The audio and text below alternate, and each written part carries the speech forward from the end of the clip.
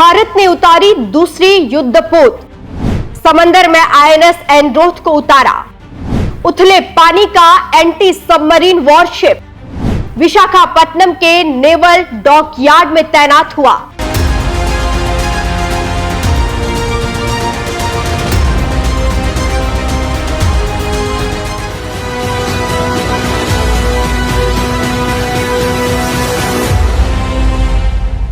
नमस्कार, मैं हूं आपके साथ सपना दानू। स्वागत है आपका हमारे चैनल एनएमएफ न्यूज पर।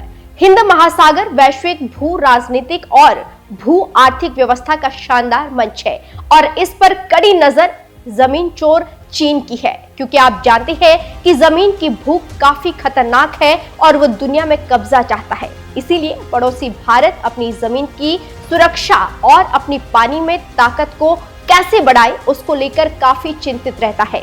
यही वजह है कि वो पनडुब्बी, युद्धपोत और तरह तरह के खतरनाक हथियार अपनी नौसेना को देता है ताकि अपनी धरती की सुरक्षा कर सके। भारत हिंद महासागर में एक बड़ा देश है और अपनी सीमा को सुरक्षित करने के लिए एक से बढ़कर एक खतरनाक हथियार खरीद रहा है या फिर बना रहा है।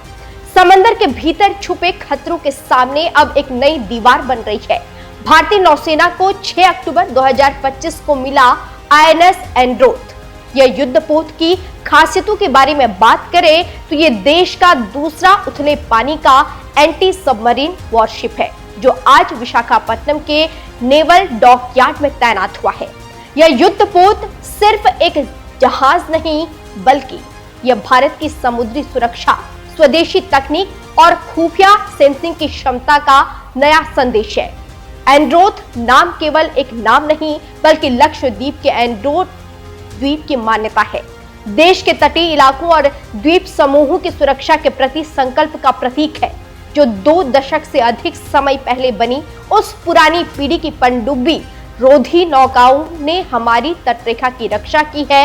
आज उसी अनुक्रम में नई पीढ़ी का युद्धपोत शामिल हुआ है। आईएनएस एंड्रोथ अपनी पूर्ववर्ती P-69 के पद चिन्हों पर चलकर आगे बढ़ेगा। जानकारों का कहना है कि इस युद्धपोत की सख्त जरूरत थी, क्योंकि देश के सामने और समंदर में नई तरह की मुश्किलें आ गई है। साइलेंट, तेज और छिपे हुए पनडुब्बी ऑपरेशनों से मुकाबला करने में सक्षम है। ये दूसरा SWC शिप है, जिसे GRSE यानी कि garden reach ship builders and engineers ने नौसेना को सौंपा है और यह 16 जहाजों की परियोजना है। इसमें एक कड़ी है, 22 ओवर के साथ स्क्रीन लगा है। जहाज के प्रमुख हथियार और सेंसर दिखाई देता है। हल्के टॉर्पीडो ट्यूब, स्वदेशी anti submarine warfare rocket, mine rails, उथले पानी का एडवांस सोनार और उच्च क्षमता वाली कम्युनिकेशन यूनिटें इसके साथ जुड़ी है। तो आप समझ सकते हैं कि क्यों और किस लिए इसको बनाया गया है। आईएनएस एंड्रोथ की खासियतों के बारे में और जो बातें कही जा रही है, उसे वो काफी अलग करती है। आईएनएस एंड्रोथ लगभग 77 मीटर लंबा है और यह सबसे बड़ा युद्धपोत है। इसे डीजल इंजन वाटर जेट से चलाया जाएगा। इससे यह अधिक शोर रेंज, कम और तेज चलाता है। ये जहाज किनारे के पास लिटरल जोन में छिपी पनडुब्बियों का पता लगाने में सक्षम है, दुश्मन की पनडुब्बी को खत्म करने में सक्षम है। इससे समझा जा सकता है कि यह युद्धपोत कितना खतरनाक है और क्यों भारत ने इस युद्धपोत को मैदान में उतारा है। जानकारों का कहना है कि जब समुद्र की जगह से कोई संदिग्ध ध्वनि उठती है, एंड्रोथ तुरंत सोनार उसे पकड़ लेगा और हल्के टॉर्पीडो अथवा SW रॉकेट द्वारा उसे हमला करके खत्म कर देगा। इससे समझा जा सकता है कि यह युद्धपोत कितना अहम है और क्यों इसकी जरूरत है। रक्षा मामलों के जानकारों की माने तो आईएनएस एंड्रोथ के 80% से ज्यादा उपकरण और कलपुर्जे भारत में बने हैं। ये न केवल युद्ध क्षमता का विस्तार है, बल्कि रक्षा निर्माण में आत्मनिर्भर भारत की जीत भी है। ये संदेश न केवल रणनीतिक बल को दर्शाता है, बल्कि आर्थिक औद्योगिक क्षमता और नौकरियों की गारंटी भी बतलाता है। जहां ये जहाज तैनात होगा, वो समुद्री गलियां, द्वीप समूह और व्यापारिक नौवाहन मार्ग है। यदि कोई दुश्मन पनडुब्बी हमारी तटीय पट्टी के पास घुसने की कोशिश करे, तो एंड्रोथ उस क्षेत्र में एक चलते फिरते सबमरीन हंटर की तरह काम करेगा। हम यहाँ पर CDS अनिल चौहान की बात सुनाते हैं। आप सुनिए कि वो क्या कुछ कह रही हैं। Esteemed guests, civilian dignitaries, friends from the media, ladies and gentlemen. I am very delighted to be present here today for the commissioning ceremony of INS Arnala, the first of the 16 anti-submarine shallow water crafts to be inducted into the Indian Navy. Friends, most of us are aware that India has earned a stature of being a significant maritime power and has come to be seen as a preferred security partner in the Indian Ocean region by leveraging its strategic location, economic influence, and on the strength and capabilities of the Indian Navy. As we protect and preserve vital sea lanes that are crucial for global trade and energy flows, our naval platforms play a role in maintaining maritime security, countering piracy, and ensuring the safety of our shipping routes.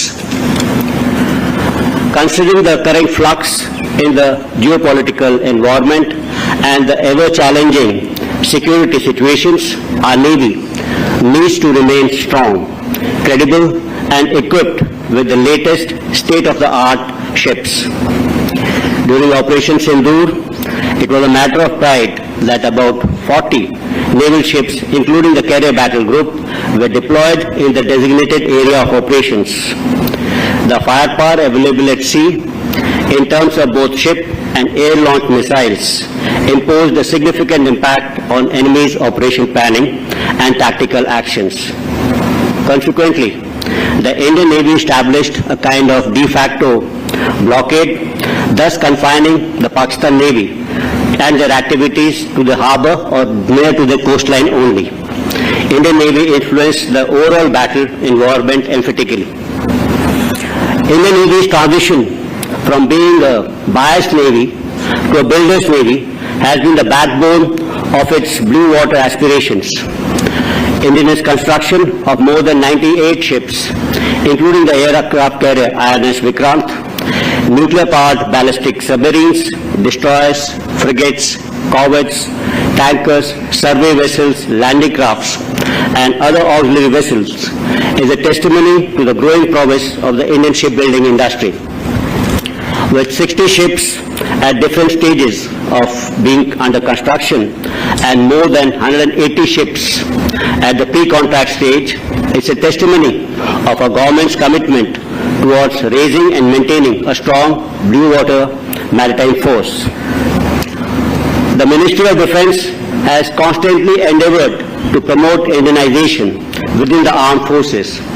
Indian armed forces cannot remain dependent on foreign help for its operational preparedness.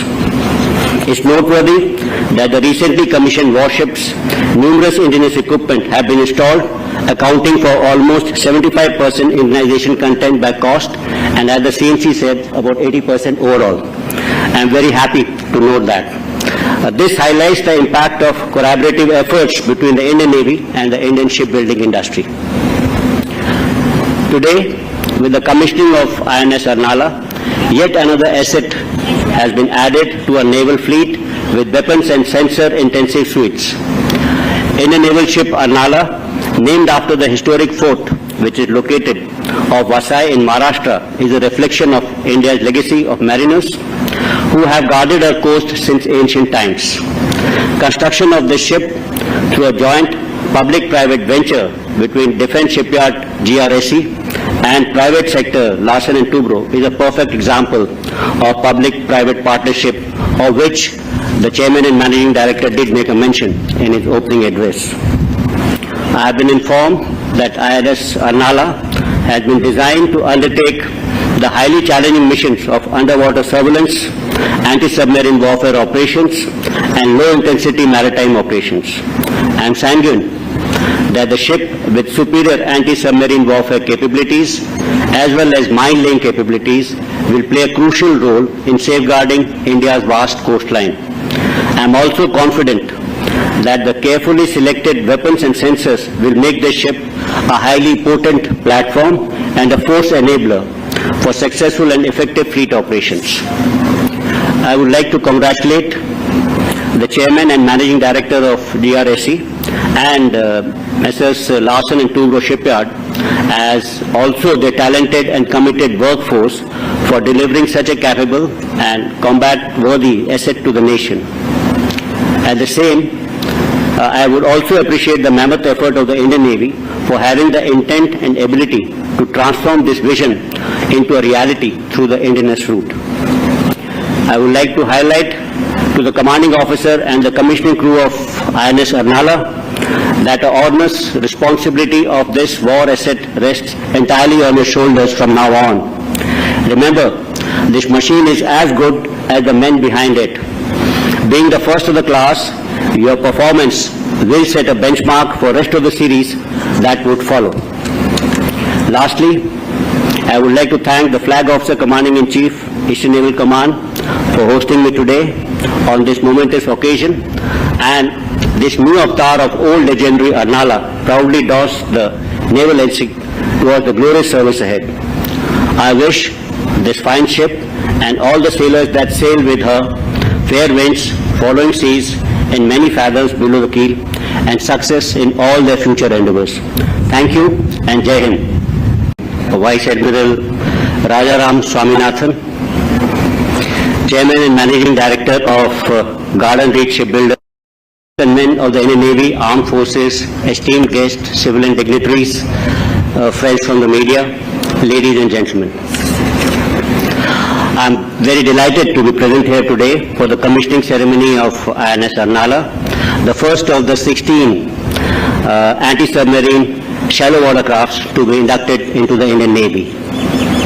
Friends, most of us are aware that India has earned a stature of being a significant maritime power and has come to be seen as a preferred security partner in the Indian Ocean region by leveraging its strategic location, economic influence, and on the strength and capabilities of the Indian Navy. As we protect and preserve vital sea lanes that are crucial for global trade and energy flows, our naval platforms play a role in maintaining maritime security,